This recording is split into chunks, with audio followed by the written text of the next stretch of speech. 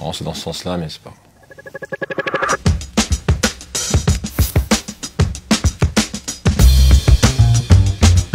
J'embrasse d'ailleurs toute la rédaction et toutes les équipes techniques. À cette époque-là, au moment où j'ai décidé d'arrêter, je faisais donc 7 à 8, je faisais les immersions.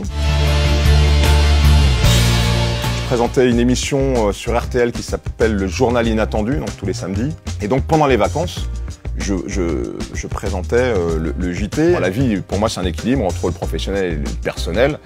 Et mon équilibre personnel était menacé par la charge de travail que j'avais, donc j'ai décidé d'arrêter. Ça s'est passé sans aucun problème. J'ai jamais réfléchi en termes de scoop.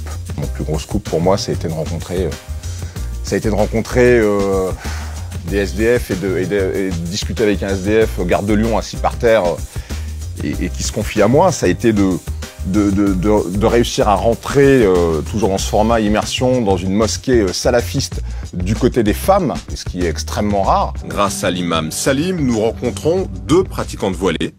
L'une d'elles porte le niqab et le sitar qui lui couvrent le regard. Mais ça s'est fait parce que justement, j'étais pas dans une logique de scoop, j'étais dans une logique de rencontre, de découverte, de compréhension de leur mode de fonctionnement. Et donc, dans ces cas-là, les portes, elles s'ouvrent presque naturellement. C'est un moment qui ne s'est pas vu. Et heureusement pour moi, j'étais aux 20h, j'étais en retard. J'ai lancé l'impression de mes feuilles, mais je suis parti un peu au pas de course au studio sans prendre les premières feuilles qui étaient sorties. Et donc je suis arrivé, je me suis assis à mon poste, le prompteur ne s'allumait pas, j'avais pas de feuilles, j'avais pas de prompteur, et j'allais m'adresser à 7 millions de personnes en freestyle total. Et au moment où je dis bonjour, voici les titres de ce lundi, comme par miracle, le prompteur s'allume. Et là, j'ai pu enchaîner sans problème, mais j'ai eu un peu chaud ce jour-là. C'était France Europe Express. C'était le magazine de France 3 qui traitait des questions européennes. Bonsoir. Alors, la première question s'adresse à Jacques Delors. J'étais le journaliste qui représentait la rédaction de France Info, puisque les auditeurs de France Info étaient amenés à poser des questions aux invités de France Europe Express. Je l'ai fait une fois. J'aurais évidemment rêvé d'interviewer Nelson Mandela, mais j'ai eu la chance d'interviewer un grand intellectuel qui a beaucoup compté, alors pour moi, mais pour beaucoup d'Antillais et pour beaucoup de Noirs dans le monde, qui s'appelle Aimé Césaire. C'est lui qui a réhabilité au début du XXe siècle la négritude. En extrapolant un peu, il a réintégré le nègre, le noir, dans l'humanité. Et c'était un grand moment. Alors moi, j'étais tout jeune journaliste et ça reste un très très grand moment. C'est vrai qu'à l'époque, si j'ai été recruté par TF1, c'est d'abord parce qu'ils pensaient que j'étais capable de le faire.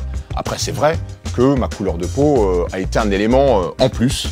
Et je pense que c'est cette réflexion que doivent avoir aujourd'hui plus de responsables RH dans leur recrutement. Pour moi, la discrimination positive, c'est pas enlever des blancs pour mettre des noirs. C'est juste, dans les nouveaux recrutements qu'on fait, avoir cette donnée-là. Si vous avez des personnes compétentes, quelles que soient leurs origines, il ne faut pas prendre à chaque fois les blancs. Il faut prendre parfois les noirs, il faut prendre parfois les maghrébins, parfois les asiatiques.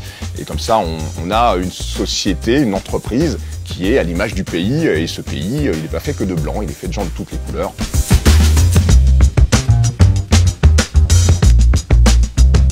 La France raciste est de retour.